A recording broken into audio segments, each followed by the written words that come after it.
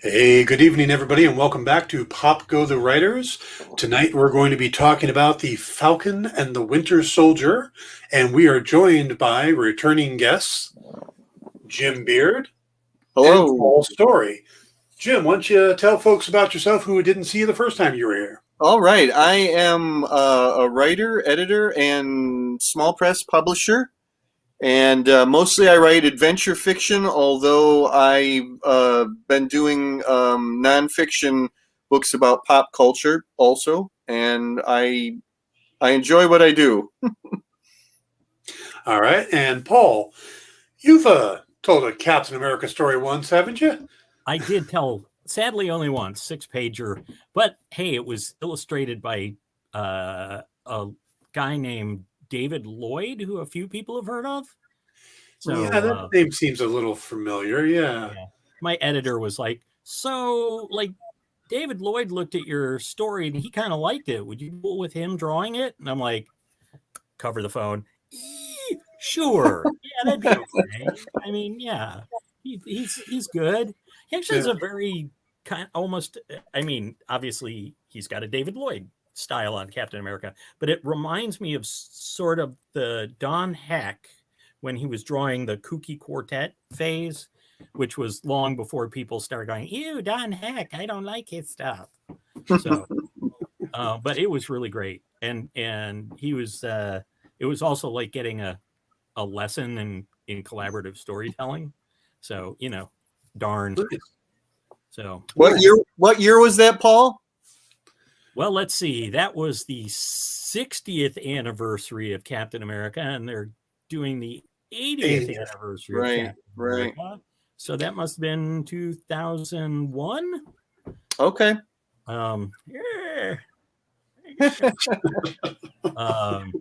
Yeah, now I'm feeling as old. I'm feeling like I'm 106. I haven't been dancing since 1942. It feels like.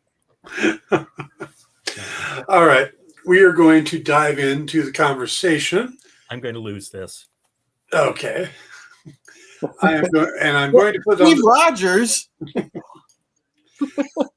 I am going to run the spoiler banner just in case anybody pops in here and doesn't realize we're talking about something they may not have seen yet since it just came out on Friday. Yep. But I'm actually going to start the conversation with I know neither of you have actually seen the Snyder Cut. The what? The Snyder Cut of Falcon and the Winter Soldier. Yeah. I didn't know there was one. Yeah. Yeah. It's all the rage right now. It's going to be one of those nights. I can see it already. All right. But my thought on this is not so much about the Snyder Cut, but the fact that on Thursday, that's what the big chunk of the internet was talking about it. Mm-hmm. This 4-hour movie. Friday rolls around, we get Falcon and Winter Soldier. Then you spend the rest of the weekend, and it's kind of a tie between people talking about Justice League and people talking about Falcon and Winter Soldier. Mm-hmm. Now, 4-hour movie and a 50-minute TV show. Yeah. So did Warner Brothers shoot themselves in the foot by not? There was once talk about having released the Snyder Cut as a multi-part thing on HBO Max instead of as one big film. Did they shoot themselves in the foot by not doing that? Because now we are talking about Justice League this weekend. Next weekend, no one's going to be talking about it anymore. There'll be the next thing on Netflix or whatever, but we'll still be talking Falcon and Winter Soldier because there'll be a new episode. There's going to be 6 of them. So, that's a good point. Yeah, I mean, if you're doing these streaming services, does it make more sense to focus on doing miniseries and regular series over doing single movies? I mean, yeah, some things just make more sense in the movie, but a 4-hour movie that literally there are parts that come up and say part 1, part 2.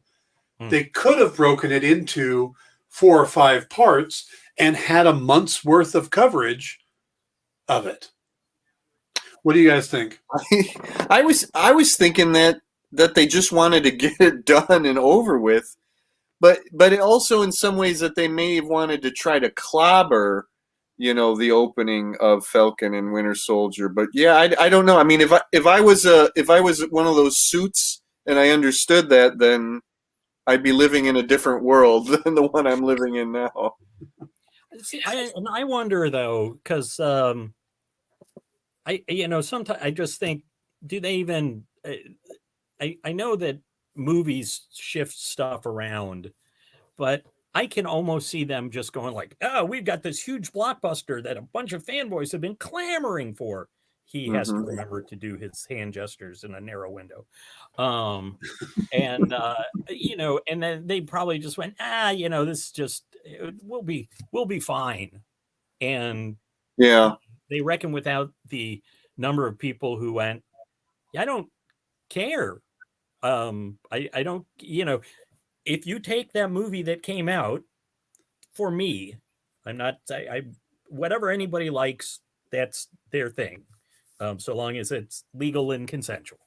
But it's like, ooh, you'll get a better version of this movie you saw already. It's like, yeah, but to me, it was disinterested. I was disinterested enough in the original that it's sort of like, I'm gonna give you a better loaf of banana bread. I hate banana bread. I don't hate the Justice League, but I did not. I was not fond of what came out. So why do I want to? Ooh, it'll be slightly better banana bread. It was baked with a different recipe. So now I'm completely creeped out because I literally just had a piece of banana bread right before I got out here, and I'm trying to figure out why Paul is watching my house. Oh, I'm just telepsychic. I can. You and Dionne Warwick, how's that working out? You should have seen that coming. All right, let's go ahead and get into the series. Just if anybody is interested on my take on the Snyder Cut, I did watch it. I liked it a hell of a lot better than the theatrical cut. I did a review of it, and you can see it on my YouTube channel, Dan Wickline 1, which you may be watching this on that right now. Otherwise, check out YouTube, Dan Wickline 1, and you can see my review of that. Hey, here's something I don't understand. If they had enough for a 4-hour movie, why didn't they just release that back whenever the heck the movie was released? Okay. Snyder was in the process of finishing it. They had the material shot. Okay. They didn't have the special visual effects done. Okay. And Snyder had a personal tragedy. His daughter committed suicide. Right. He and his wife stepped away from the project, and a different set of suits were then at Warner Brothers. They didn't like the direction Snyder was going at that point. So they brought in another director, Joss Whedon. Right. They told him, we want you to cut this down to X number of minutes. We want the tone to change. We give you this amount of money to do reshoots. Wow. So it was not so much the movie, it's that they wanted to go a different direction. They didn't like the direction. Now, mind you, all of those suits are gone. But it wasn't just that. I mean, it wasn't just that it wasn't ready when he backed away, or they needed a few more scenes, because he came back and shot a bunch of more stuff. Okay. But there was no Snyder cut until he came back and did. There was no edited Snyder cut. He did some reshoots to kind of clean things up a little bit, but it was at a point that he had actually showed what he had to the executives. So there was enough of a film to actually do a 4-hour filming. Yeah. That's what I had heard. Yeah. And the majority of the money that came in, they did do some reshoots, but from what I understand, it wasn't that much. The majority of the money they spent on it was the visual effects. Yeah. There was But there was a show called Falcon and the Winter Soldier. Yes. Which is what this is going to be about. Sorry. No, I'm just thinking I'm exerting much more sticking my nose in much more, because I'm not just a guest. I'm a guest co-host. Yes, Paul is our co-host for this series. Okay. But we are going to go with, anybody cares, we're going to go with the 3-person format, which we ended up getting to on the last season by accident, or during WandaVision. And the 3-person format seems to work really well. So it keeps us from going 3 hours. That's my fault, I think. No. I'm sorry. I didn't mean to cut you off. I noticed that Dan's answer was kind of rolling. Yeah. Okay. So I'd much rather talk about Falcon and the Winter Soldier. Which we are absolutely going to do right now. So yay, victory! We start off with Anthony Mackie ironing. Does that mean he's the new Iron Man? Oh God. All right. Well, thanks, guys. It was a good show, and I appreciate it. Bye. Jim's like, my connection is unstable. That's right. For the people I'm crinkling paper up. Panicky. I see that Dan is using his bad joke filter. Yeah. Yes. Well, that's what the people come for, right? Let's start off with that opening scene with with Batroc the Leaper and the LAF. Wait, now, you're just going to skim over the scene of him ironing, which I really kind of threw me off at first. So he's ironing, and then he's on an airplane that is not taking him. It's like, wait, and there was no indication. Oh, this was days ago, or Yeah, but they do get kind of. I mean, I think we're smart enough to kind of figure out to wrap it back around.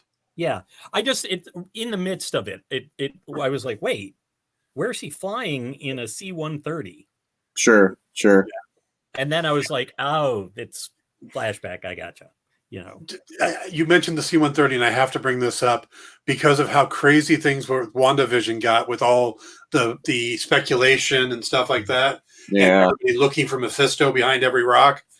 I watched another channel's coverage of the Easter eggs in Falcon and Winter Soldier #1, and they saw C-130, and they said, "Well, that's obviously Captain America #130." And told the quick story of that issue. And I'm like, no, that's the actual name of the plane. But they use that plane specifically to tie into Cap 130. Right. Mm-hmm. Which issue was 130? It was something new with Falcon. I think it was the one with Mephisto. Oh, yeah. Absolutely. Or Quicksilver. One of the Mephisto. It's Mephisto and the Winter Mephisto. All right, so you mentioned the opening scene, and it does seem to be an interesting tonal decision to start with that very somber, getting the suit ready. He's got the shield. And I know a lot of people coming into this thought, is Cap dead? Because it seems like he's getting ready for a funeral. Yeah. So they set that kind of a somber tone. Then we're out on a C-130, which seemed to be kind of a quick flip. And then there also seem to be so many nods to other MCU movies. Like the way he jumps out of the plane reminded me of Iron Man and Iron Man 2. Mm-hmm. And the whole no parachute thing from Winter Soldier. But that opening scene, damn. That looked like a movie to me. That didn't feel like a TV show to me. No, that was full on movie effects. Yeah, I just said to somebody, if that was the whole episode, I would have been happy with just that whole sequence. And it's incredible because there's special effects, there's the actors being shot in close up, and then it looks to be actual skydiving footage. That they shot with stunt people, and then all cut together, and just mind blowing, really. Yeah, and spoilers, in terms of jumping in early, I thought it was very interesting that Sam on the plane is Mr. Never Say Die. He is like right up to the end, gonna complete that mission. Mhm. But that's not what happened with the shield. Cap said, Okay. "This is for you." Yeah. And he I was a little. I felt disappointed in Sam, and I'm looking forward to seeing other characters maybe express that, the disappointment. The ones that know that Steve, Yeah. that you're Captain America now. I almost wish Rhodey had expressed more disappointment than he does. I was really glad to see him, Yeah. but I thought he might be a little bit more. I guess what I'm looking forward to Bucky saying, "The hell are you doing? Steve gave you that." And I think that's why they played Rhodey that way, because I think Okay. that's more Rhodey's style. He's the more, he's Yeah. going to be more subtle about it. And he was Where I Yeah. think Bucky's going to be like, yeah. Well, and he was trying not to push Sam away. right. That's true. That's 'Cause true.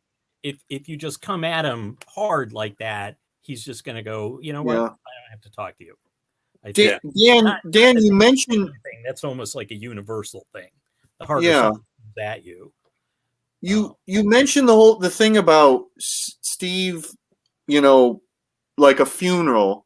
Mhm. So my question is, they're vague about it, and I have I have an idea of what is going on. That Steve might not be actually dead, but to the world he's dead. Nobody but the Avengers knows that he lived out, a natural life and is around. I'm assuming that they have him in, deep cover. No one knows that this old man is Steve Rogers, and for the most part, because I think it was actually phrased as Steve is gone now. Yeah. But I'd love to know, does the world, was the world told that he's dead, or just that he went, maybe they told him, oh, well, he went to return those stones that caused all the problems, or They left. If you again, people on the internet digging real deep, I'm going to borrow their research. They zoomed in on all the stuff in the exhibit, right? and up to, there's a thing about his final mission, and it had to do with taking on Thanos and that. Right. But they never actually say what happened to him, Okay. nor do they mention the time traveling or the stones. Well, Yeah. and So- Torres is not convinced he's dead. Right. Right. It's not just Oh. that he's like, is he on the Right. moon? Yeah. Which but he's like, so it's almost like, okay, like he doesn't think Steve is dead. It's not like, oh, he's there. You're saying he's dead, but he's on the moon. It's actually that he's kind of approaching it as no one's actually said he's dead. Yeah. And here's this crazy conspiracy theory. I took it more like Elvis. We were told that Elvis died, and some people chose not to believe that, and they came up with their theories about it. I'd like to think it's that the Avengers who know the truth are protecting Steve's privacy and to allow him to live out the rest of his probably very short years, and so that he's not mobbed by the public who know him as Captain America. I think we're never going to get an answer on if he dies or not, because I think the bottom line is they're going to keep him on ice until there's a day that Chris Evans may want to go, hey, and I think I'd like to suit up again. And then we'll go, oh, we can figure it. We already know how to reverse aging thanks to the Hulk and the van. We can turn Ant-Man into a baby. We can bring young Steve back like that using the quantum realm. Hey, look, Chris Evans back in the MCU. Yay. So, I'm not entirely sure that, although I don't think Sam did it, I'm not entirely sure that they're not doing the on the wall thing that they did with Nick Fury in the comics, Maybe Steve is on the moon. Yeah. Like, Yeah. kind of as director of Sword or something. Not because, or not, I guess Sword in the MCU is not, not so galactic. Yeah. But, well, there has been some legitimate source reporting that Chris Evans is in talks to come back in some manner. And I know I saw a bunch of reports the other day saying that, well, Kevin Feige smashed that down. Well, what Kevin Feige said was, well, Chris Evans already addressed that, and Chris Evans' response was, well, that's news to me.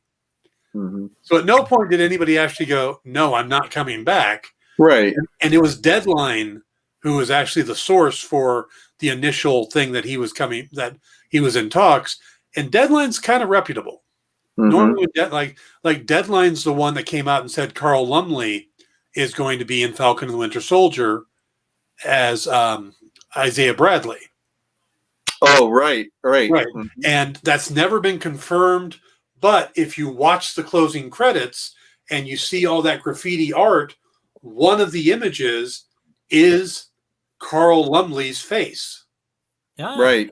Mm-hmm. I went through that a couple times and I did not pick up much except that there was a lot of stuff about extradition. Yeah. Let me see. I think I have a screenshot of that. Let me see if I can find it real quick.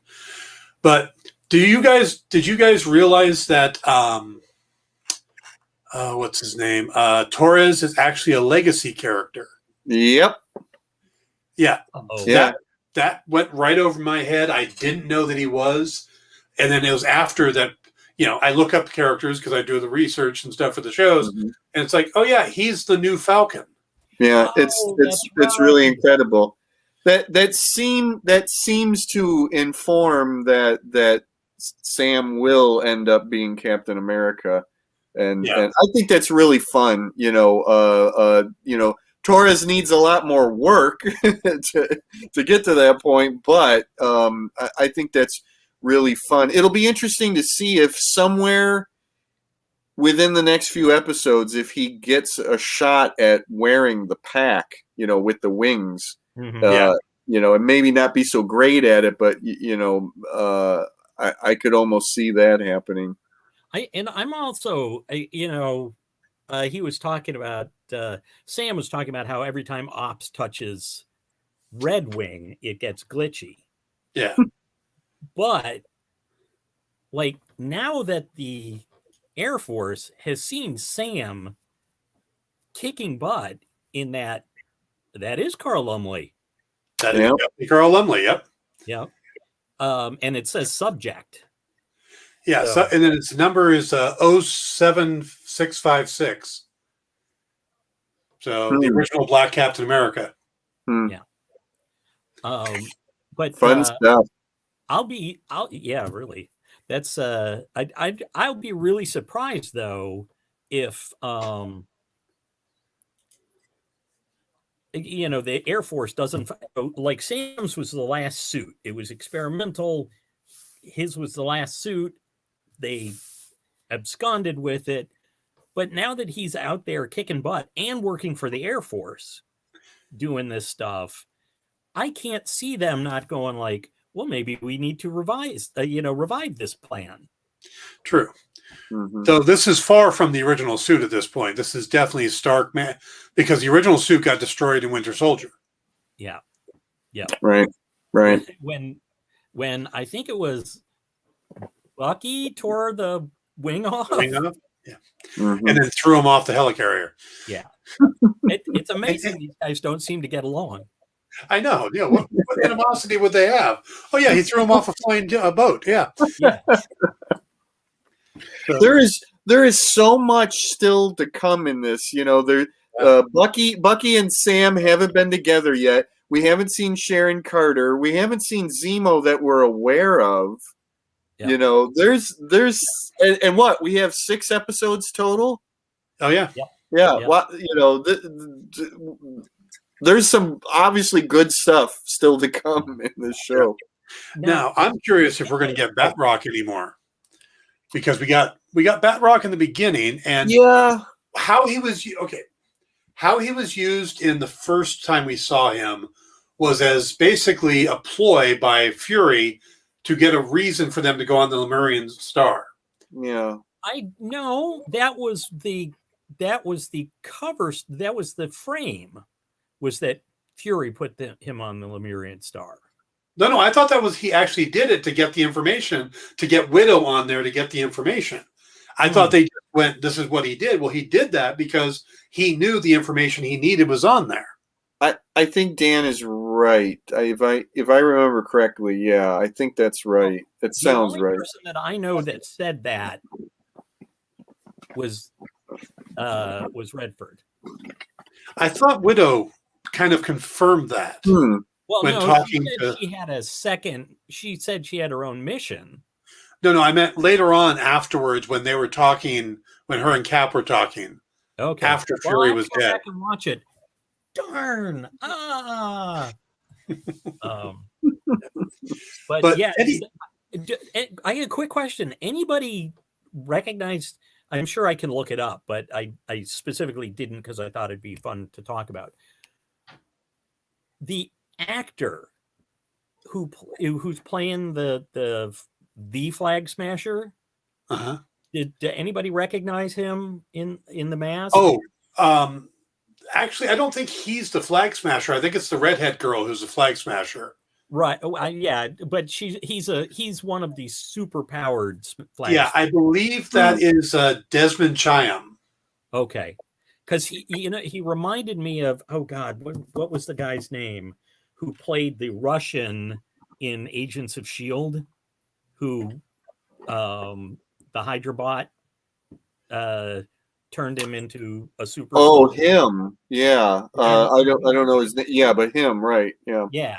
And part of it was the hair, but Zach somebody. He was also on the TV show The 100. Anyway, should have looked it up. Sorry, Dan. I'm feeling it's no problem. But yeah, I believe that's Desmond Chiam, who's been cast in the series, but they never gave who he was. Okay. Okay. But yeah, because I thought, well, would be a weird connection. I do wonder if there will be any Agents of S.H.I.E.L.D.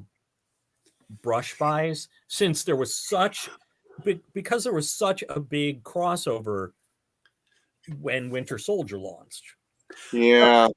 But Fahey and them seem to be going, Agents of who? What? We don't know anything about that group. No.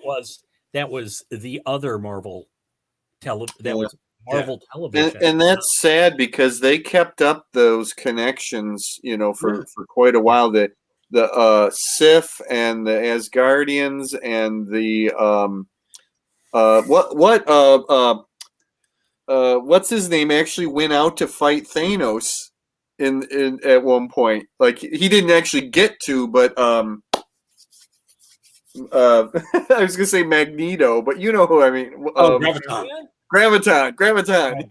Yeah, that was his whole thing. Was he was heading out to fight Thanos. So there was a lot of really great connections. But supposedly the way that the TV production worked and movie productions worked, that they could never seem to, fit it together after that. Yeah, but the problem is the fans for a while there, after Winter Soldier, that was, good connection, good connective tissue there. Oh yeah. Well, the problem is that the fans don't care how the sausage is made. They just want, they just want it to make sense. And the fact that all this infighting, I know a lot of people are like, well, wait a minute, this doesn't make sense. This happened here. And that confuses people. And I think why does the Darkhold look different? Yeah. Because it's the Darkhold. Darkhold can look how it wants. You know what? Don't tell the Darkhold how it can look or not look. It looks, it can be however it wants to be. I saw somebody asking, well, how did Agatha get it from Ghost Rider? Good question. There's a story there. Hugely powerful witch. Yeah, exactly. Yeah. All right, let's. I jumped ahead with the Flag Smashers. No, that's fine. We're gonna get to them, but to finish up with Batroc, there's been some speculation. I don't know how legit this is, but it's a thought that maybe that mission seemed kind of funny to me. That maybe it was a setup to try to cause Sam to become an international incident or something and get him to have to give up the shield since he hadn't turned it back in yet. And that Batroc was being high because we never really know why this particular agent, this particular soldier is being taken. And they never even bother to tell us who the LAF are. Normally they tell you the acronym. I thought that was really bizarre. Yeah. That part I thought was, but other than that, it's funny. I didn't really think twice about the mission. I thought literally it was just to demonstrate exactly who the Falcon is and what he can do. And I don't know. I didn't think of it past that. Yeah. Oh, quick thing, because I think it ties in with crazy fan theories. Cap 130 had Batroc in it. So I'm sure people want to see. So the porcupine and what was it? The porcupine and I think whirlwind. So I'm sure we'll see both of them because Cap 130. Yeah, I'm sold. I'm sold. That's what it is. I did like the fact that Batroc was leaping from helicopter to helicopter. Yeah, living up to his name. I thought it was interesting because my first thought was, wow, Sam's really stepped up his game. But then I realized Batroc needs space to do, what his big thing. Yeah, Savant is hard to do in a tight space. Yeah. Yeah. I love Falcons Wings, by the way, in that. Oh, yeah. Like the new way the wings come together. Like he did use the wings as shields before, but like these particular ones came together in like a shield, like Cap's old shield almost. Yeah. That almost triangular shape. I'm kind of hoping that we see him use them the way he does in Endgame, where he actually stabs with them. Like he brings them together in front of him and he stabbed the one monster thing or whatever. I thought that was a really unique way to use the wings too. And you know what? That whole sequence also reminds us again that he's a soldier first and foremost. Yeah. He's an airman. Yeah. Well, what I mean by that is, no compulsion against killing. The whole Marvel Cinematic Universe. Yeah. Is rather killy. Yes. You're absolutely right. You're absolutely right. And I thought about that the other day. Is it doesn't necessarily have the concept of the superhero, even though they use that word.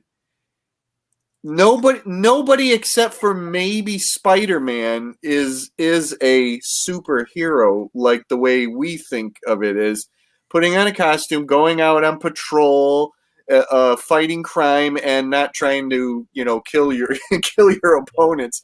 For the most part, they're all more soldiers, than anything. And I'm not complaining because I love all this stuff, but it's just interesting. I think it goes to the difference between Marvel and DC is that DC basically is telling myths. They're telling mythological tales. Yep. And the idea, Batman never kills, Superman never kills. Oh, he killed Zod, and that freaked everybody out. But they ground the Marvel characters so much to make them as real as possible. And in reality, in the middle of a fight like that, you're throwing people out of an airplane. You don't have time to go back and make sure they're okay. This isn't like the A-Team where the camera cuts back to look. They just kind of stagger a bit, but they're fine. Right. Or the G.I. Joe where you always see the guys down in the parachutes. Yeah, but blue lasers. Yeah. I really actually like, though, that Cap's journey over the course, he did start getting more inclined to reduce the amount of force used. Not necessarily if they were going up against soldiers, but but yeah, it's like, and I think there was a very specific choice made in, like in Ultron, Age of Ultron. Oh, look, they're fighting robots. So Well, they're yeah, I just mean, not slaughtering in the everything. event, in all the Avenger movies, the bad guys are hideous aliens, robots, Yep. hideous aliens. Nobody Right. cares that they're dead. Yeah. Right. Yeah. You know, Well, Yeah. it's, people freak out because Michael Shannon is actually a handsome-looking guy. You can't kill him. He's an alien, fine, but he's a handsome alien. You can't kill him. That's a rule. Uh-huh. I must admit, sometimes my friend Tom Zoller used to say about I know it's not MCU, but about the first season of Arrow. All these like criminal masterminds get a second chance to fix what they've done wrong, but boy, those security guards not so much. It's like he kills his way in and then goes like, "You have failed the city. I'm giving you a second chance." Meanwhile, this guy's like, I'm not gonna get workman's comp. Bad career choices. Yeah. Yeah. So I think it is interesting. I would like to see a little veering towards. And I don't get like hyper wrought about the killy aspect, but sometimes I just go like, well, Sam had an effective strategy pulling the shoot on the first guy. Yeah. And it's like, that's what I thought. We got no time for that anymore. Right. This guy's just going to throw him into a wall Yeah. or a cliff and let him fall. So, And then he's blowing up helicopters and stuff. Like, yeah, nobody got out of that. well, Batroc did. Yeah, well, yes. Well, he is a leaper. He leaped. Yes, and he leaped pretty good, that one. Yeah. So what did you guys think of the ceremony to turn the shield in? Like I said, I thought it was basically a funeral until they kind of panned back and showed where we were and what they were doing. It was definitely, though, a memorial. Yes. Even if it wasn't a funeral, it was definitely a memorial. It was saying Cap did so much for us, and he's not doing it anymore. So that much is clear that Cap's done with. Yeah. I just want to go to that exhibit. That's all. God, yeah. No. And that would be awesome. I didn't realize it was when you first see it, you think, oh, there's a special exhibit on Captain America and the Howling Commandos and everything. And now we know, no, it became a permanent exhibit. They're redoing it. So, because it was also weird to still see the Bucky stuff up in the. Yeah. Yeah. Well, not only Bucky, but Winter Soldier. I think it actually says that too. That's got to be weird for Bucky. Yeah. That or the Hydra logo mixed in with the Shield logo at one point. Yeah. I'm still wondering. I wonder how. It's kind of unclear how much people know about Bucky being the Winter Soldier. I'm sure there's a sanitized version out there. I mean, yeah, they probably don't know everything, but they know some. Well, I mean, because Widow dumped all the Shield files out there. Right. That's true. All Yeah. the dirty laundry is out there. So they could only cover so much.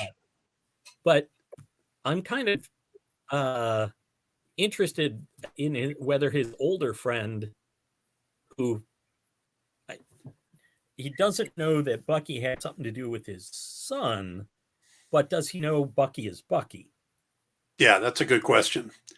That we're going to get to that scene in just a minute, but that scene threw me off. But let's finish up. I thought Rhodey's appearance at the ceremony made this feel more connected to the MCU than WandaVision did. WandaVision took place in its own little bubble, literally. Yeah. Where this, by just having the cameo, reminds us, oh yeah, we're in the MCU. This may be a TV show. It's like they kind of went, okay, first thing we need to show them that this is going to be more of an emotional show. So we'll do the ironing contemplative scene. Then we'll do the big action scene to really showcase Falcon. And then we'll have Rhodey connect you to the MCU. And it's just all this great setup they do very quickly. Yeah. I can't totally agree with that, because in WandaVision, when pretty much all at once we got elements from Ant-Man and the Wasp, Captain Marvel, Thor, and something else that I'm thinking that I was literally saying to people like, "Wow, we get a lot of MCU." But that was all episode 4 at once. That was all episode 4. And we're talking within the first 10 minutes. I get you. Okay, totally get you. Yes. Just as a setup is what I mean. Yeah. Yeah. Speaking of that scene, though, and wow, did Cheeto bring it while he was listening? Because that's where you could see he was going to talk to Sam about that. His face he was looking at him like, this is, he didn't move his head like that, like I just did, but he had that look on his face like, I don't know. My estimation of Don Cheadle went way up with Endgame. Mm-hmm.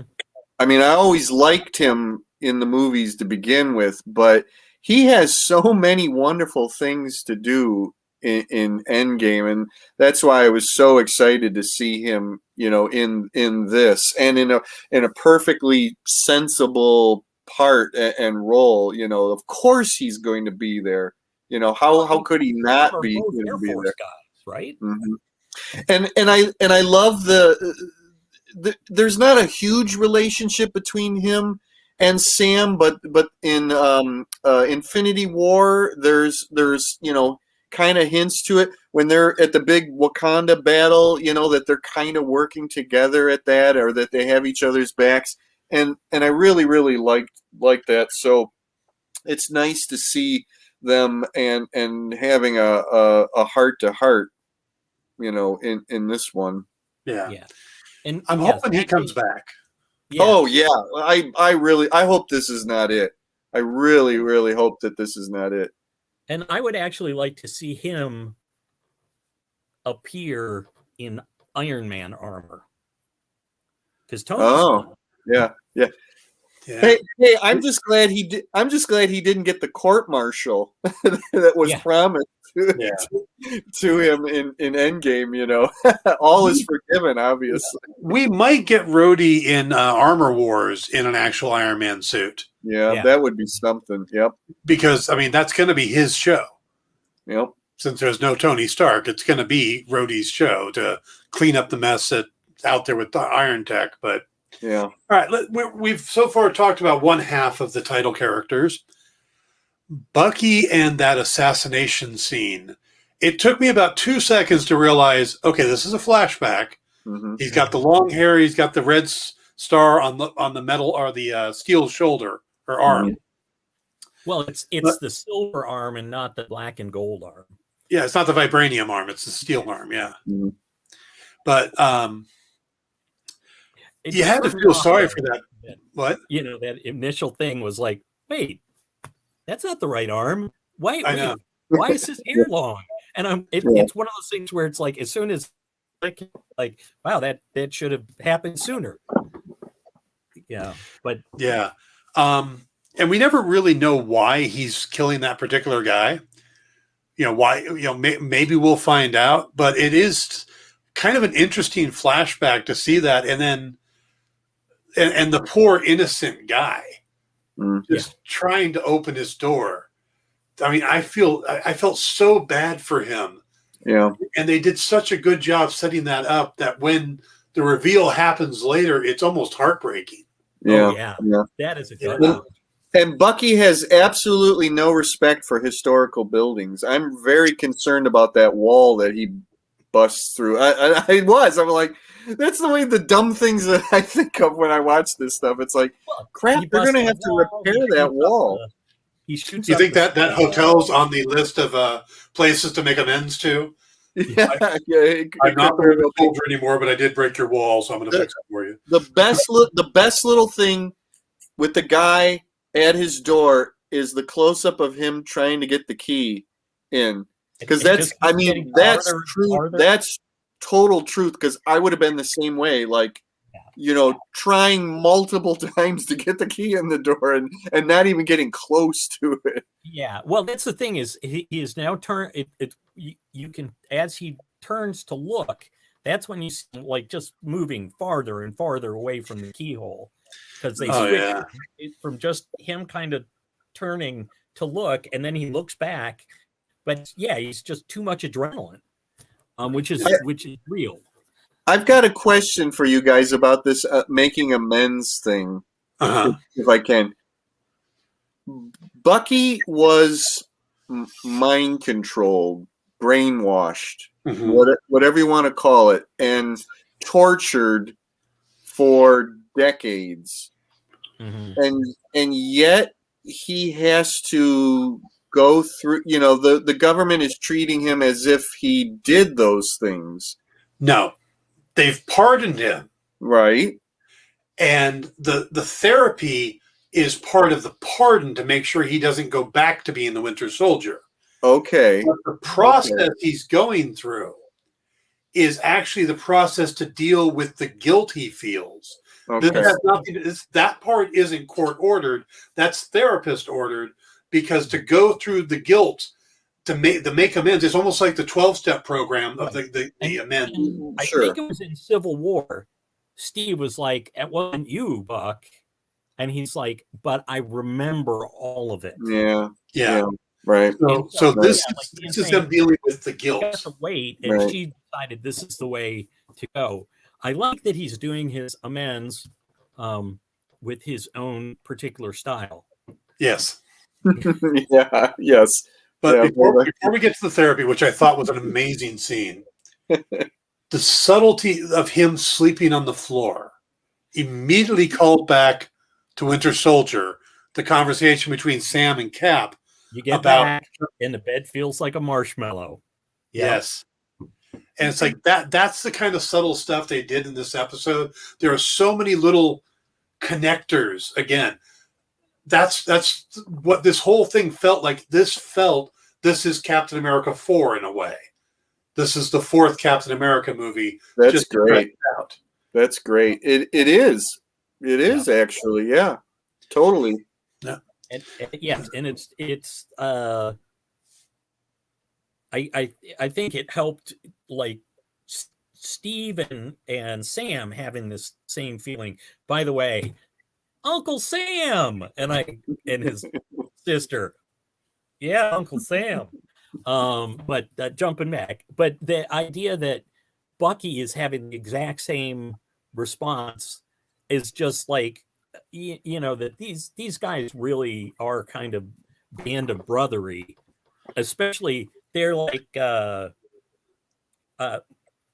Bucky and Sam are like Steve has two stepbrothers who have, different moms or dads or whatever. In other words, they're not or cousins, and they're not related except through Steve. Right. And common experience. Yeah, that's another good point. That's a good analogy, a good way to look at it. Well, yeah, I mean, you look back at Winter Soldier, and Falcon said that he didn't think Bucky was somebody you saved; it's someone you took care of, you take out. Yeah. So there isn't a natural connection between the two. It is, like you said, it's like, well, this is my stepbrother and this is my brother-in-law.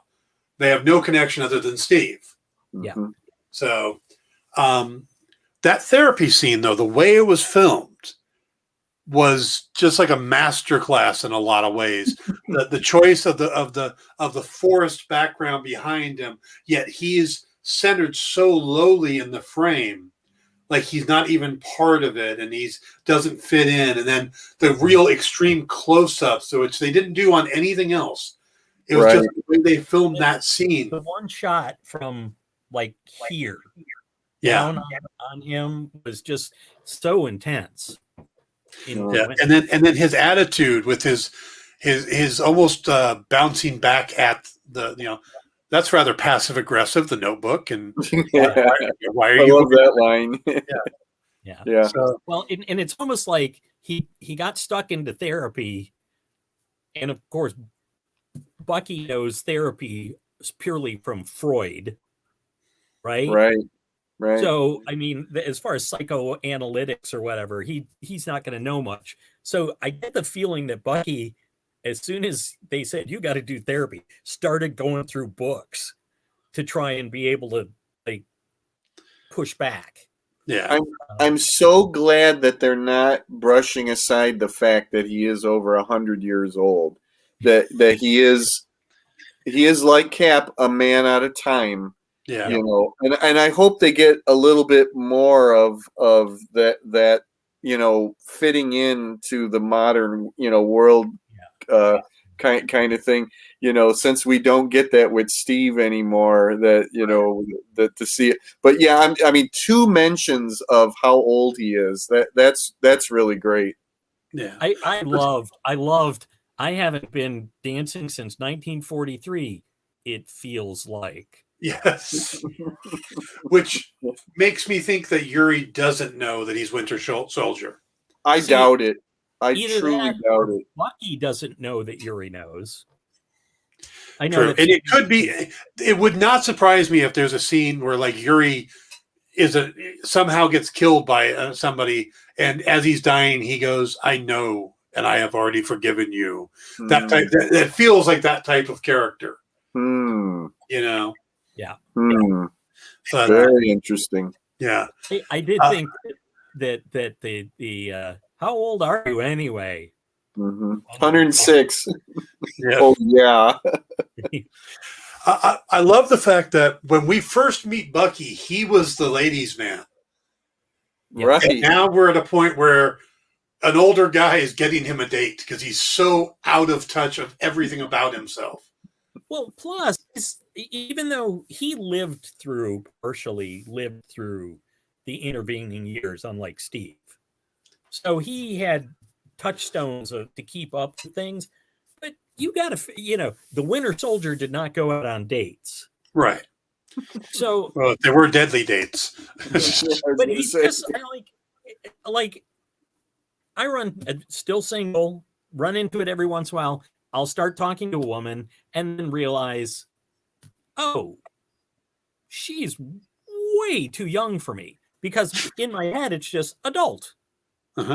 She's just an adult. And then we'll start talking and I'm like, no, that's, that, and I start feeling, so Bucky is still 30-ish. Sure. Maybe at this point. Physically, yeah. Yeah. So, but he's got to feel kind of like a latch when he's like, oh God, you're setting me up with a 25-year-old. She's a quarter of my age, And may I just say how much I love the scene with the cat to reach out and stop the cat from waving. It's the left arm too. Yeah, that's a good point. I swear to God, as soon as that scene, like he does that, I said to myself, I wonder if that was ad-libbed. I hope to God that was Sebastian Stan ad-libbed, that, it was just going on and he does it and they kept it. That would be incredible to find out. I can see that, yeah. Yeah, by the way, another line that I think Mackie ad-libbed was when he came up to the door and went, don't hit me again. Don't punch me again, to his sister. Oh, yeah. Yeah, because it felt. I mean, I know Anthony Mackie. No, but I mean, from watching the interviews and stuff, it felt like something he might have thrown in, which may just be fantastic writers who understand the characters. characters and the actors. Yeah. I don't Yeah, want to like, but yeah, every once in a while you go like, oh, I want to believe, like you say, Jim, I want to believe that was an ad lib. So yeah. So I really did like Yuri asking the girl out. And at this point, I was not in on the idea that Yuri was the guy's dad that he killed. I know. No, it's the same with me. I didn't quite get that. I know a lot of people made that connection, but I'm like, because when he starts talking about his son, nope, I didn't get it till he saw the shrine. Yeah. But Here's something that we haven't said at all. We get this incredible action sequence to begin with, and then we go into 2 deep character dives. Right. And you don't care. You know what I mean? You just let it happen. You're And going like, okay. yeah, you're not going like, oh, when's the next fight scene or anything like that. no, they're really well done. Yeah. How wonderful that, you have to admit, more or less secondary characters in the MCU, and we're just going in deep with them. And just in this one episode to find out that much stuff. We're in Bucky's head. We're in Sam's family. Total immersion. The Marvel Studios, and I've said it before, can do no wrong. It's like, serve me up anything. I'm here for it. Tell me more about these characters. Just incredible. I thought it was very nice that Monica Rambeau's backstory did not go to waste, because Sam is living Monica's his background. It was from Monica in the comics. Oh, sure. Was her family were fishermen, and she was then with the Coast Guard. That's right. And But I was like, well, I don't mind that Sam's background is different, because anything that saves us from Snap Wilson, I will fall down. I was thinking that, well, wait, the night is still young. We still have 5 more episodes. We may get some Snap Wilson. But you know what? I had to have gone wrong. I had to chuckle because, I was thinking back, like, yeah, Sam came out of a time in comic books when almost all black heroes were from Harlem. Oh yeah. We don't need to do that anymore. Italians like this. What the hell was the idea of green and green and orange should never go together? They did it with Hercules. They did it with Falcon. It's a bad idea. I don't know. But, something I thought about for one thing, with the change in the background, it's nice for them to have characters from somewhere other than New York. Yeah. Because, most of Marvel comes from New York. Sure. Yeah. Sure. So it's nice to have that. But also, Anthony Mackie is from Louisiana. So part of changing the backstory was him trying to personalize the character a little bit, too. Perfect. And I think there was also something where he tried to make it that they had to let him eat crawfish at one point during the show. Yeah. It just has to be a scene of him eating crawfish. So. Okay, Paul, now you've got me expecting a scene somewhere in the future, some series or movie with Monica and Sam meeting and sharing that connection of Louisiana. That I'm expecting it now. I feel like I'm owed that scene. It's interesting. I'd forgotten she did come from she also came. Was it Louisiana or Alabama? I think so. Yeah. I thought it's Louisiana. Yeah, you're probably right. Yeah. Either way, they've got kind of that shared thing, and they both grew up down south. Mm-hmm. They both went into the military. Yeah. And they both become superheroes. Yep. And it's like, so glad they got superpowers. Why didn't I get superpowers? I'm so glad they kept Sarah's name Sarah. That's cool, because they don't have to do these things at all. Yeah.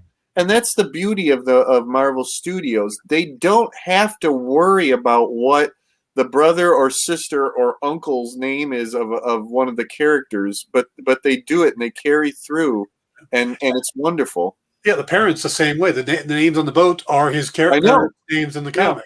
Love it. Yeah. So Snap Wilson has to be. They ought to at least have a joke about somebody calling him Snap. Or he says the line, "Don't make me snap." or he just says, "Oh snap." Yeah. Something I don't mind a nod, but like do not tell me that Sam used to dress like be a pimp. I don't know. Maybe he'll go undercover with the Flag Smashers and call himself Snap. Right, yeah. Matches Malone, Yeah. But I love that. I love that background though. And a connection with his nephews. Yeah. And that was really nice stuff. And they despite the therapist bagging on Bucky about not reaching out, you got a sense of what the other people in their life. Yeah. Hey, we're forgetting. God, I forgot it all. There is a connection between Bucky and Sam. The therapist says you're ignoring text from Sam. Oh, right. Yeah. Right. So that's I forgot all about that. That's really cool. Sam is trying to reach out to Bucky. Yeah. And he's probably doing I think he's doing it either to talk about the Shield, because I think he had a lot of problems with that and making that decision. Yeah. Or it could be that he feels there's a responsibility to keep an eye on Bucky since Steve It's definitely, I would assume that it's definitely not, friendship or an overture to friendship at this point, but it could be a kind of a two-pronged guilt. Part of it could be Bucky's going to not be happy that I gave up the Shield, because obviously Steve and Bucky conferred about it. We assume. Steve probably said to Bucky, "Listen, I'm going to give it to Sam. Are you cool with that? You maybe you have some issues to work through, after this Winter Soldier thing." And I'm looking forward to that. I'm looking forward to Bucky's reaction when he finds out. Not only is there a new Captain America, but the guy has the damn shield because Sam doesn't have it. And why the hell doesn't Sam have it? I found so fascinating that Sam, this is where Sam doubted himself and like really should have seen it coming, that they weren't just going to go like, oh yeah, we'll let it sit in the Smithsonian.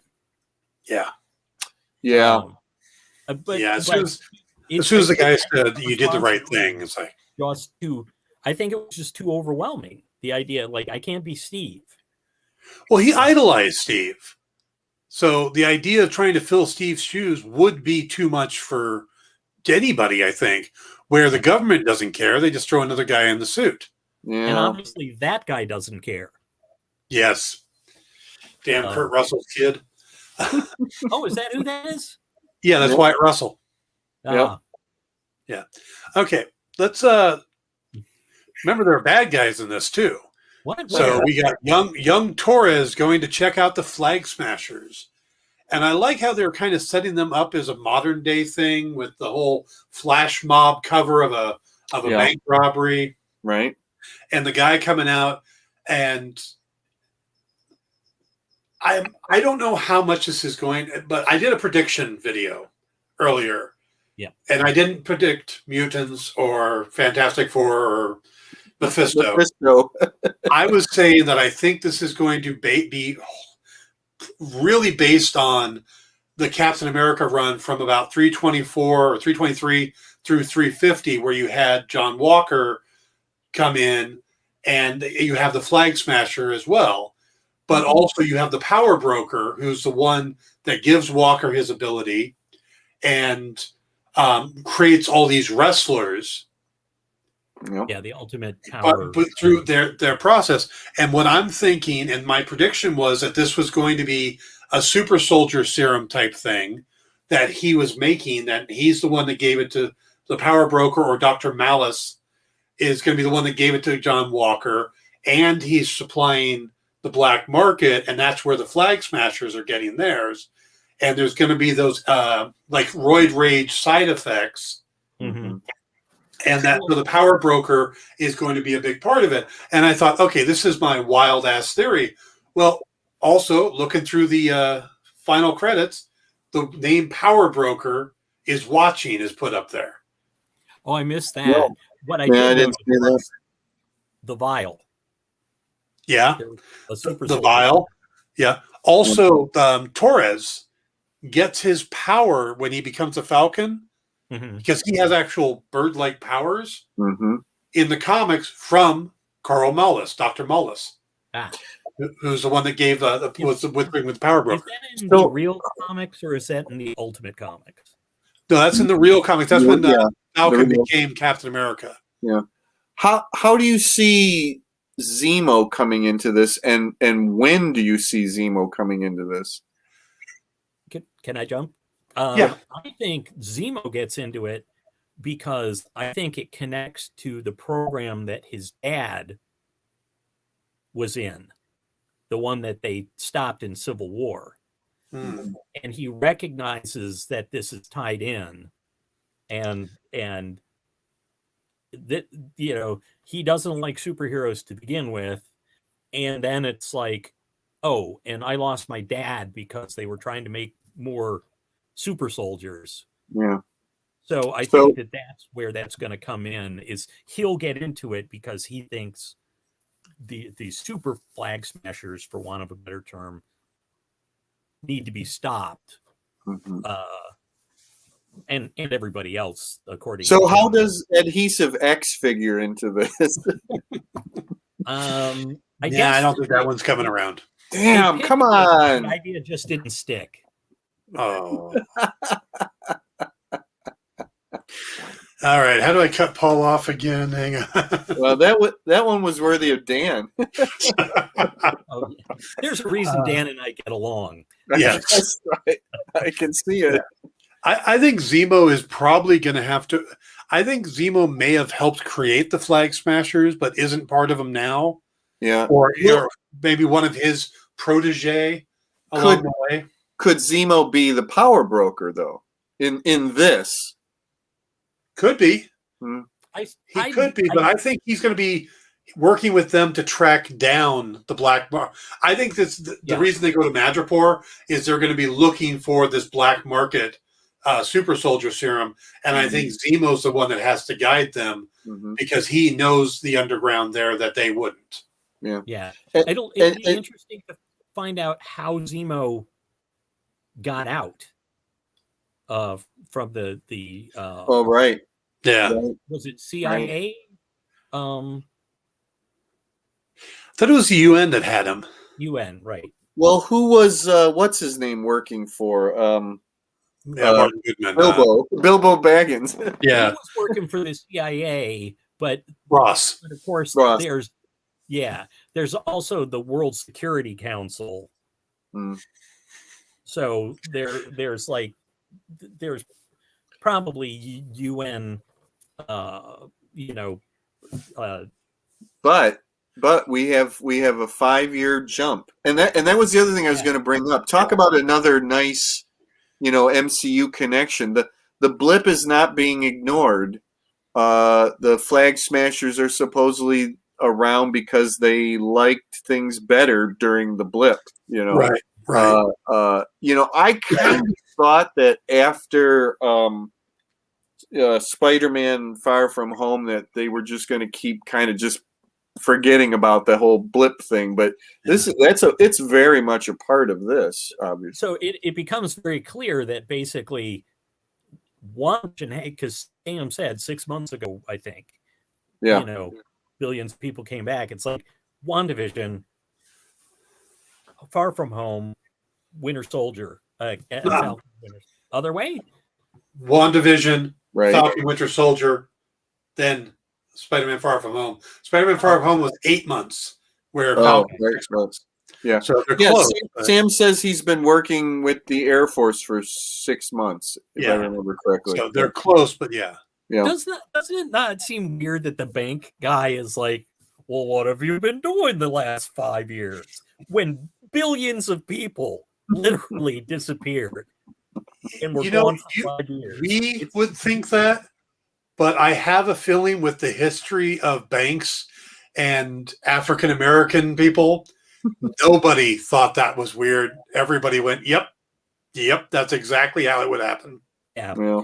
I get you, but it just seemed odd that that his sister had to go because he didn't exist. Yeah. But But I do get the fact that when 3 million or 3 billion, whatever number of people it is, suddenly come back and their entire lives are turned upside down, bank loans and all these other things to rebuild their lives are going to be necessary and make a big deal.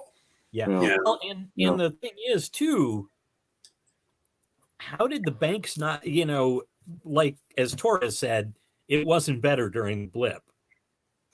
Like, and when Ant-Man came back, everything looked like, he came back during the blip and everything looked kind of like everybody was in mourning and just letting things go.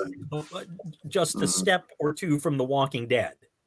Yeah. Like there were houses that were just abandoned and very little, people weren't going around. But after watching that scene, and it made me think what we need to see and what I wanted to see is the person that was still here during the blip.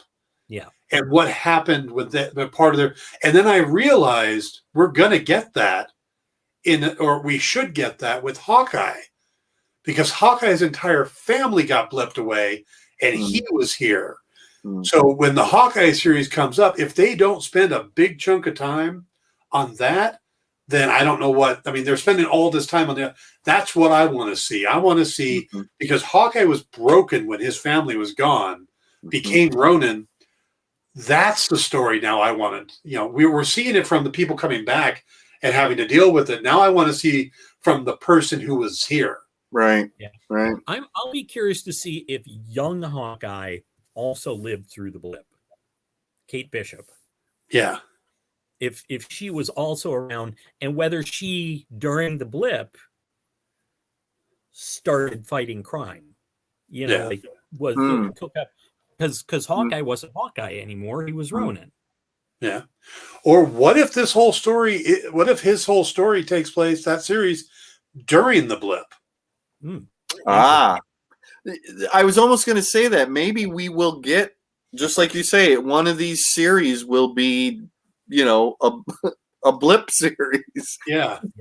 That might be interesting. Not blip verts, because sorry, little back bedroom. And might I interject here that we actually have a fair number of the Young Avengers now, or about to have them now. That there's I went down the list one day and it was like, there's more of them around or about to be around than I thought of. And there's a good chance. Gone. There's a good chance that we're going to get Eli Bradley introduced here. Yeah. There you go. We're getting Isaiah, we're going to get Eli. Yep. So I think something's going on here. Going on.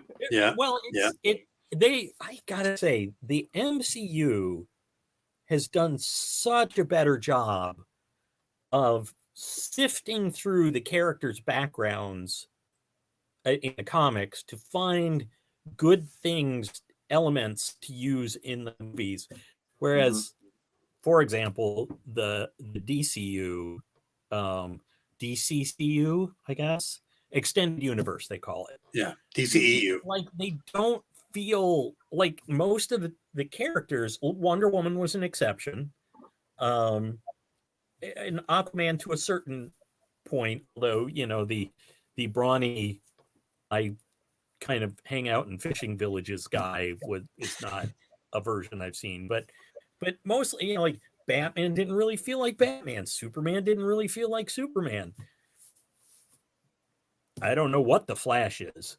In this, but I think Marvel took more care to sift through and find core elements of the characters and then build on that. Like I said, so much of what they do, they don't necessarily have to do, but they do, and it creates these other levels, that appeals to the comic fans, and then they're appealing to everybody else. I want to know who are the researchers that either work for Marvel Studios or are the liaisons to Marvel Comics, and who are offering these minute character, like, oh, we need the scientist for this or that. Okay, well, here we got a character like that. Here's the name. Okay, come on. We all know they have a direct dial to Tom Brevoort. Okay. Because Tom Brevoort's the guy that does seem to have all of that in his head. Yeah. So, yeah. Well, all right. Course, starting out, Bendis and a couple other people were right. They used to have that little panel thing with Quesada and Bendis. Yeah. I mean, again, Sarah Wilson. There's no reason other than to please some fans to name her Sarah.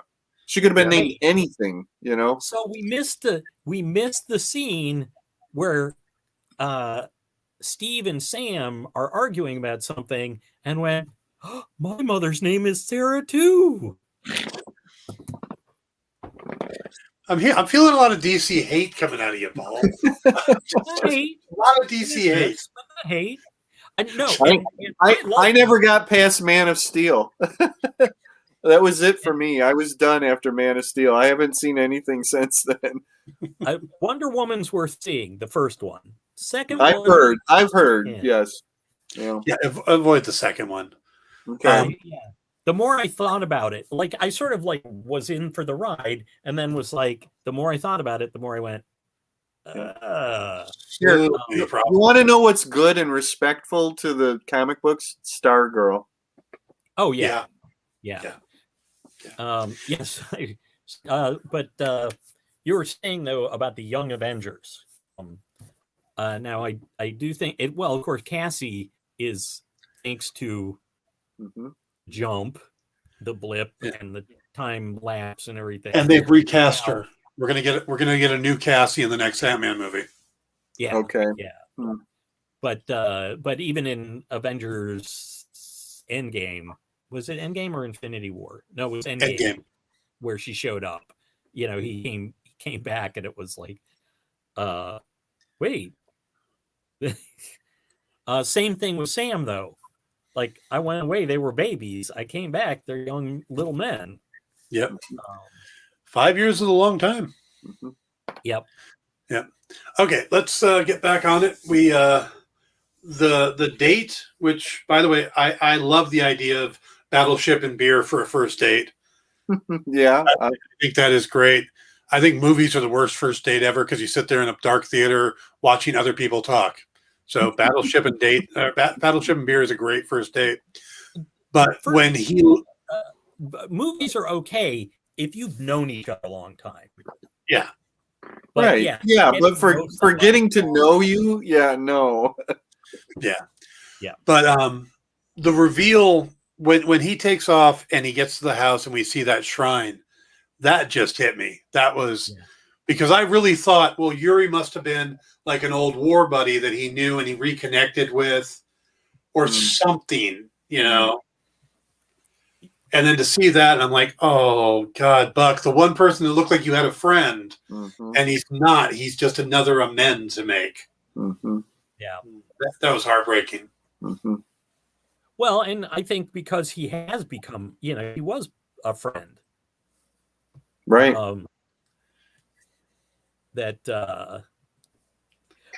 For a second, and because I blanked on his name, for a second I thought he was Jim Morita from the Howling Commandos.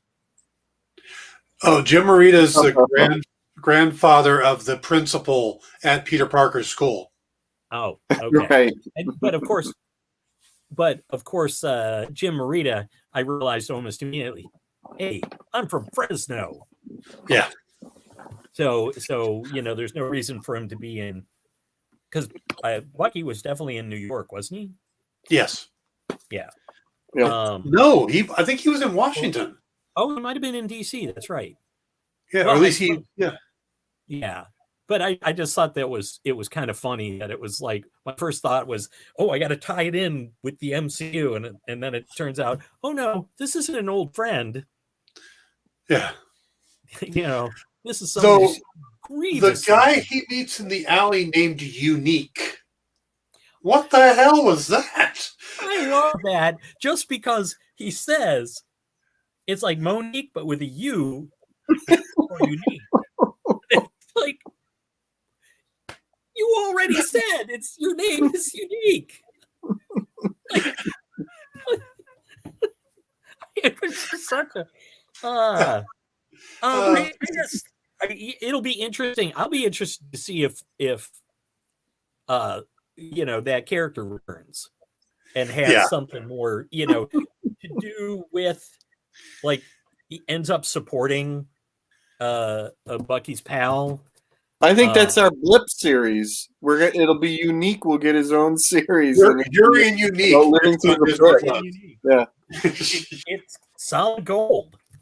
Yeah. They actually, at the end, they will become Falcon and the Winter Soldier. You put that the older Asian actor in the Falcon suit, he becomes the original Vulture. No. I saw him as the Winter Soldier. Oh, okay. All right, we got to get to the big reveal at the end of the John Walker. And do you think they purposely made the worst looking helmet setup ever? Oh, leave the guy alone. He's getting so much crap on the internet. But hey, why did they make the helmet push my ears out even further? I keep seeing the memes where they make him look like the guy from Up. Yeah, right. Yeah. Here's my theory. They had to make him look as different from Steve, so that really dumb people who are watching this show didn't look at that and go, "Oh my God, Steve's back." It's like, actually it's very evident that it's not Steve. Right. Yeah. I'm a little disappointed, though, that they didn't get somebody beefier than. Yeah. Well, we don't see him very clearly, so I think it was just a poor framing and shot of that guy. I think the poor guy. In the comics, even though John Walker is, well, of course he got the treatment, but he's actually bigger than Steve. Yes. And I think now somebody said, it might have been the showrunner, somebody said that their take on Walker is different. It diverts from the comics somehow. So I'm assuming that means that this guy's not going to be insane like John Walker. Well, maybe. Although I'm assuming he's going to be like very, very right wing, and more violent in his approach to being Captain America. The thing that tells me that he's going to be kind of a smarmy butthead was at the end. The wink was just kind of that. Yeah. Sure. I honestly think that when they put the mask together, that they could have made it more heroic looking, and they didn't on purpose. They don't want us to like this character. No, I agree. So I think they could have made a helmet that made Wyatt Russell look good. Yeah. And they purposely went a little bigger, a little more lower in the front, and to less heroic. Yeah, I agree. It's like I was saying, it's an immediate notice to everybody. This is not Steve Rogers. This is not the Captain America that I love it that they kept the motif of his tunic like U.S. agent, although he's not U.S. agent. I thought it was weird that they didn't use white stripes, though. It just But you know struck me why? as You know odd. why? Well, because white is pure, and we're assuming that There's this white guy on is other not parts. pure. The star is white, and the with the A. I like that. Yeah, The yeah, star yeah, is yeah. Yeah. I don't. I like just it. I'm looking forward to seeing him in action, you Yeah. know, and wondering. I assume he's going to be able to go into action. That he's not just a showpiece, although he shows up in a very showy way at a football game or whatever it is. You know, That's a football game. huh? I don't think that's actually going to be a football. Oh, it was just I think some kind it's of an just arena a show. rally. I Okay. think it's specifically a rally because Okay. when John Walker started, he started by doing rallies and these rigged events to make him seem patriotic as super patriot. Yeah, And in this era where we had a president who used to travel around doing a bunch of rallies, why would you not use that as a right way to show off? I didn't even think of that. To me, it looked like a football game, so I figured anytime you see a marching band in a stadium, that's where your head goes. But I wonder, by the way, if he's actually super yet. They may have actually picked him and be planning to. I can't wait to see how Sam gets the shield back from this guy, because we've seen that at some point Sam is practicing with it. So, very interesting. He's got to get it back from that guy. Or was that a flashback? And we'll find out. We'll find out the reason Bucky doesn't answer Sam's calls is Sam's going, I should have the shield.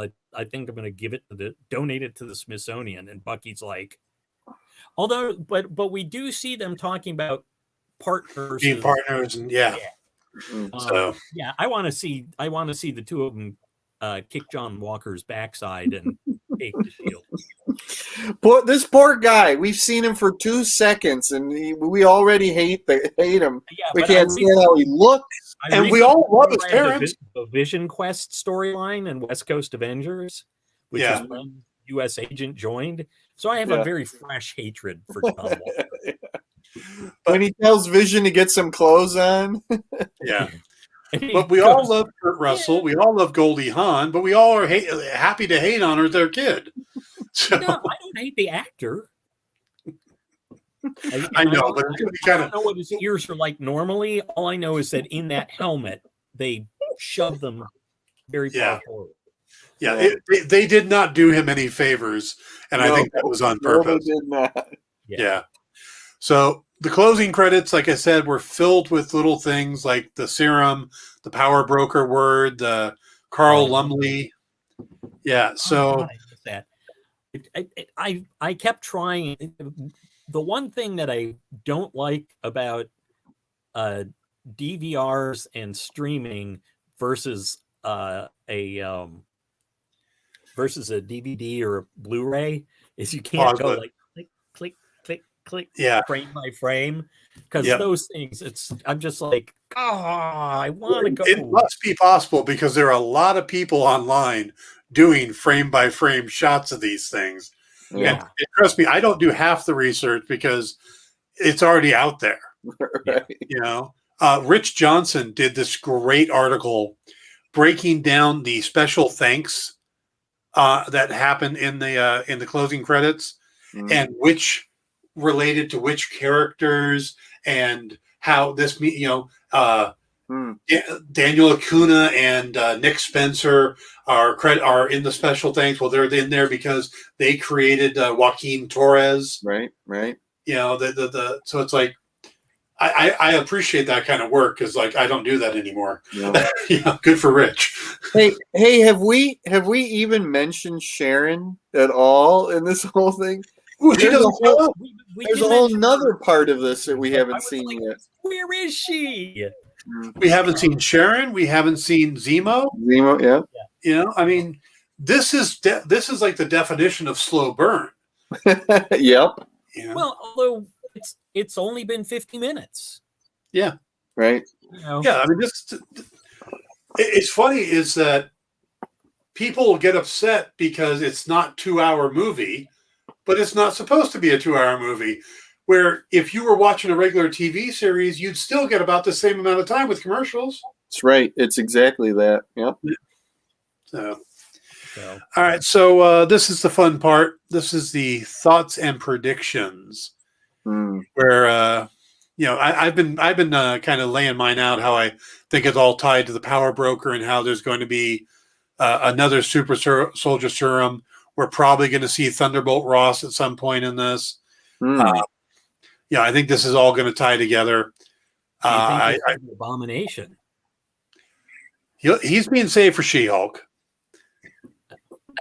But I think Zemo and Ross may end up hooking up and becoming friends, since we may get Thunderbolts later on. Yeah. So I've been pretty straightforward. But what do you guys think? Where do you think we're going with this, Jim? You're our guest. Thank you. I'd like to offer an idea up that I think most everybody assumes that this show ends with Sam with the shield. Yeah. But the makers of the show have to have sat there and said, okay, that's probably what it should be, but is that too pat? And so what I'm offering the suggestion is, could they subvert expectations and not have it so clean cut that Sam is with the shield, at the end of the show? I'm not going to be too disappointed. It's not like a Mephisto, Doctor Strange level, thing at all. But I think it would be interesting. I mean, honestly, he should be, the one to have it. But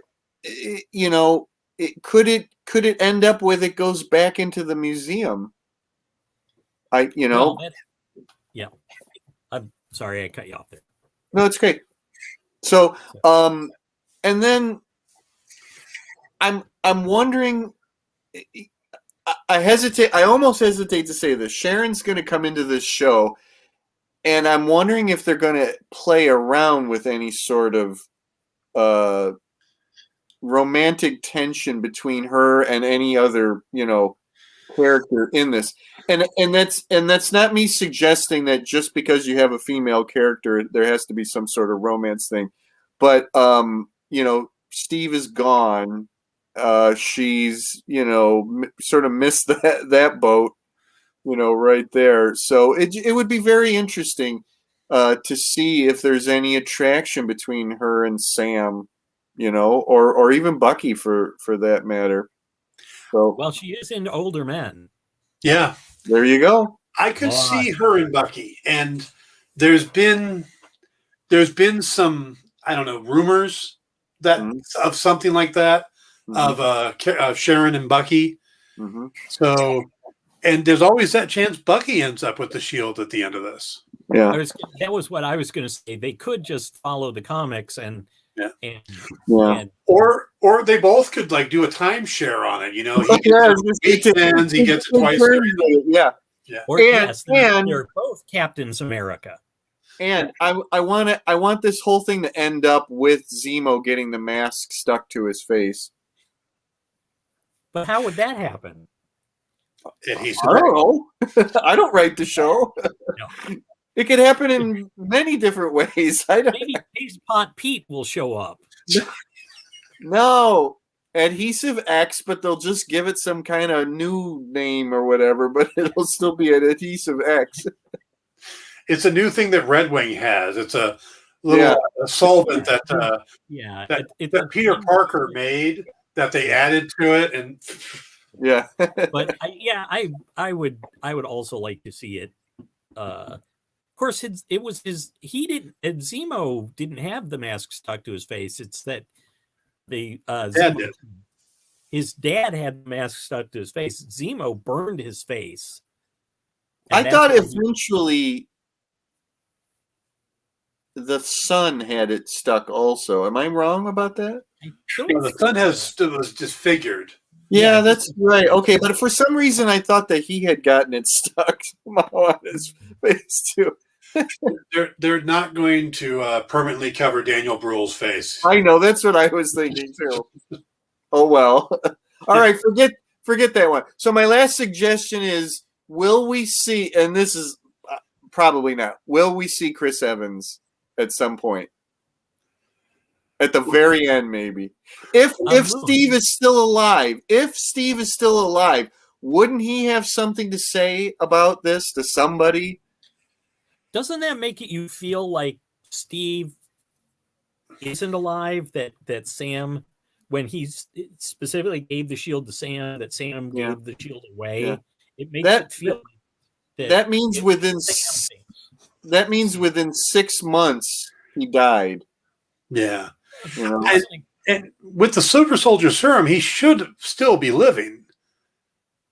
Should. I mean, he should age really slow. Yeah. But he is over 100 now. Yeah. Mm-hmm.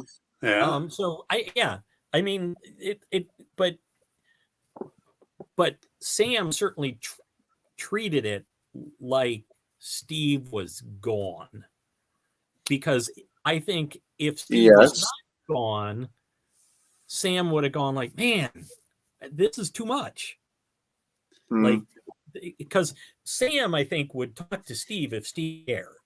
I agree with that. Yes, he would check in with him wherever he's at. The obvious answer is that Cap is on the Sword satellite, and he's the one that took Nick Fury's shoes. That could be. Okay, I'm all for it. It was Sam's line to Torres. I just loved. Moon stuff. What are you going to Washington for? Moon stuff. So, any more predictions, Jim? No, that's it. No, I'm going to try to stay away from predictions. You know, I got too burned the last time. All right, Paul. So when are we getting Mephisto and mutants? I think that we'll see Evan Peters and Satanish. I don't think it'll be. I think it'll be the Fantastic Four. Oh, there you go. Because they got a radiated flying Steve to the moon, and that's how Steve got rejuvenated. Okay, I'm sold. I really don't. I'm not much of one for the speculation, because I just like to go along for the ride. Yeah. I do think Sam will end up with the shield at the end, because that's how his arc is setting up. Yeah. That the very first thing he did was get rid of that shield, and now it's being, he thought, it'll just be set aside. And now that it's being used by somebody, and probably used in a way Steve would not appreciate, we'll see. Yeah, it has to happen the way Steve wanted it to happen, right? Yeah. Steve, knowing Steve, probably foresaw that a black man as Captain America would be good for the country.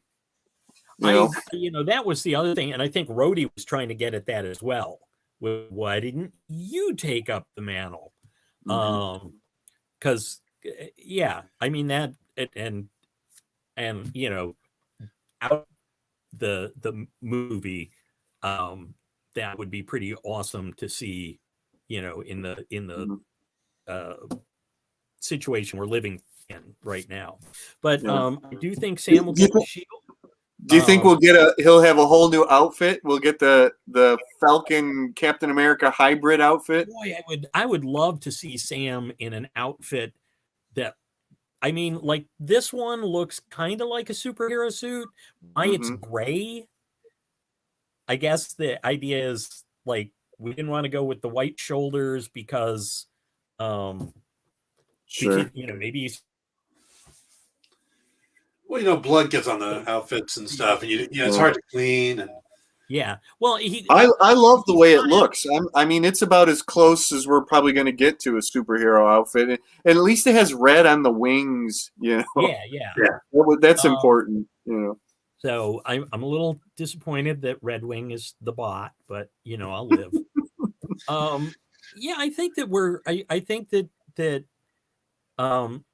Sam is gonna end up taking up the mantle because that's the first thing that he did, and I think that Bucky, which has not been completely established yet, but I think Sam told Bucky to like be there for Sam. Steve told Bucky, look, he's going to need help, and who better than you? And that's why Bucky's avoiding Sam, because he's mad that Sam turned over the shield and didn't take up the mantle. He also, they get along like oil and water. And I think that his arc, part of his amends, are his amends to Steve for not doing what he said he was going to do, to be there for Sam. But as far as like where the story's going, I'm really interested in the Madripoor stuff. It just the Madripoor.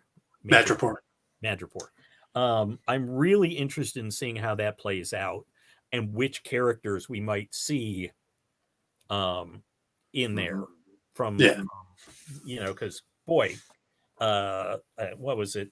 Although we've already seen a Madam Hydra in Agents of S.H.I.E.L.D., as Dan said, they're not really shooting close to that. So, she was a mover and shaker in Madripoor for a long time. I'm just, it'll be interesting to see them in that setting.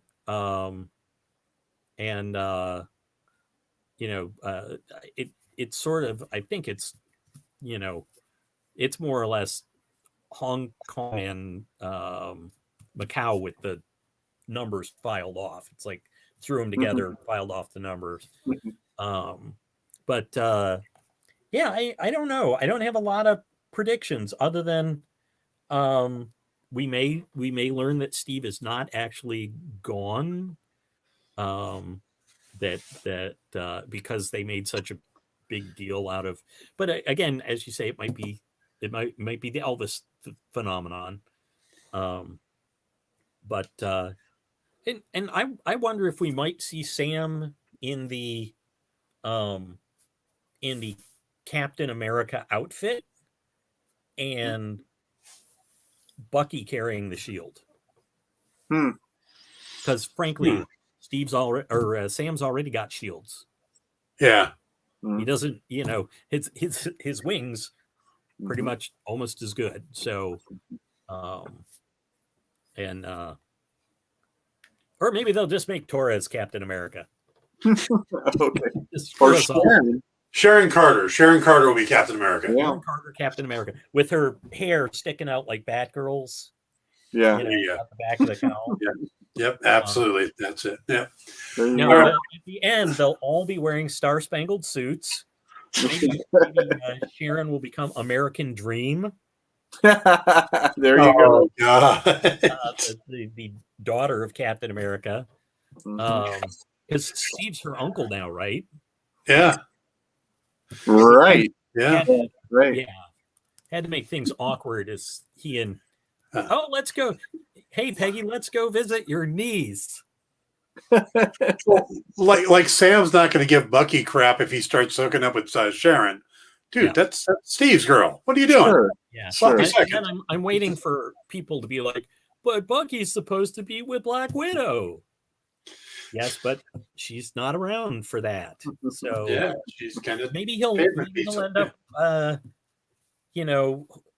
with Yelena Belova. In the next, but I think that the romance I think that the banter will be intense. The romance will not actually happen. But that's going to be my crazy prediction. They're all going to end up in red, white, and blue outfits, carrying on the mission, Steve's mission to be to pose stoically. Nice. Great. All right.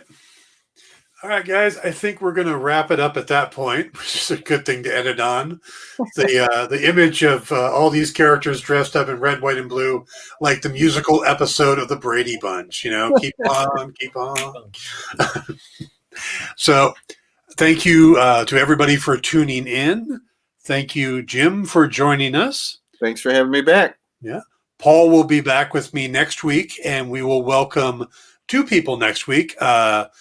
Lucasfilm's artist Tom Hodges will be joining us, as well as his wife Terry.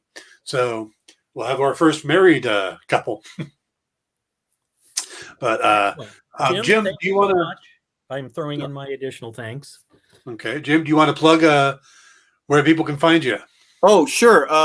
Amazon.com. You can find my author page. Just put in my name. I'm on Twitter at writer Jim Beard, and on Facebook at the Jim Beard fan page. Or you can also find me at the Gotham City 14 Miles page on Facebook too. Jim does these great books celebrating the 1966 Batman series, and I have a brand new one out. Whee! Yeah. What's the title of it? We just the season 2 book just came out. There you go. So, Paul, where can folks find you at? I can be found at Storyville on Twitter, at storyville.com, my website, and at Storyville on Instagram, and then foolishly, Paul D. Story on Facebook. All right, everybody. It sounds like there's a story in that. Yes. So again, thank you all for tuning in. If you're watching this later on YouTube or Twitch, please hit the like and subscribe button. We're trying to build this channel up and build the audience, so we'd appreciate that. And hey, why don't you share this with your friends and see if we can make this a little bigger party. Heck, We will be back next Sunday. If you didn't Even your enemies, definitely share it with your enemies. I mean, yeah. So, and we're all looking forward to the rest of this series. Absolutely. Definitely. Yep. So, thank you all, and have a great night.